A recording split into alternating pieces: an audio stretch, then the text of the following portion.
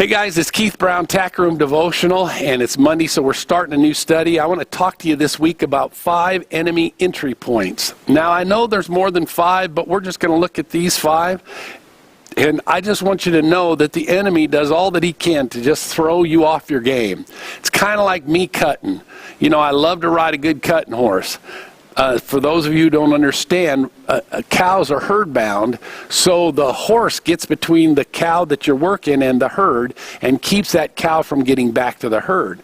Well, it can be a pretty wild ride at times, but if that horse ever gets to a point where he's a little too long or a little too short or just out of sync with that cow will just duck right underneath him. Well, it's the same kind of thing with the enemy. Boy, all we need to do is make one little bobble, and the enemy will just kick the door in and run right through you and cause havoc in your life, okay? In Genesis chapter 3, verse 1, it says, "Now the serpent was more crafty than any of the wild animals that the Lord God had made." So he's crafty. He's crafty. He's deceitful. He's a liar. He's very subtle at what he does. And so if he can just throw you off your game just a little bit, boy, he'll duck in there and mess with your life. When we look at the Sermon on the Mount, from Matthew chapter 5, verse 27 and 28, Jesus says, "You have heard that it was said, 'You shall not commit adultery.' But I say to you that everyone who looks at a woman with lust for her has already committed adultery with her in his heart." So, yes, we all know that adultery is a bad sin, right?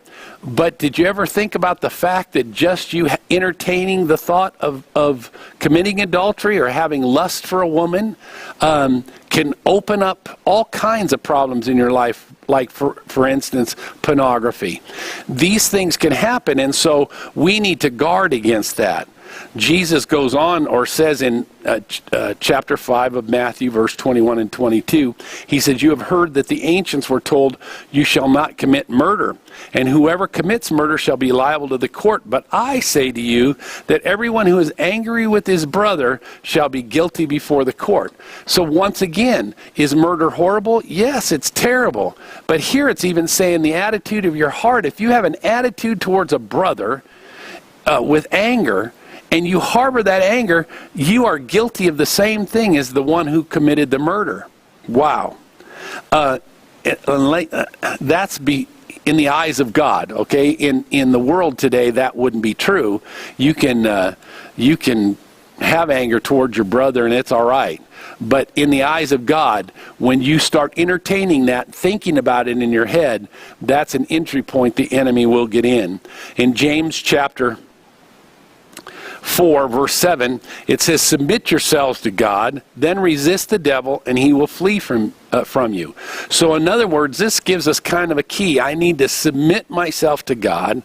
When I submit myself to God, it's just not me submitting me, but it's submitting my thoughts and my heart and my attitudes and everything about me to God. When I submit myself to God, I then resist the devil. Everything the devil tries to throw my way, I refuse it.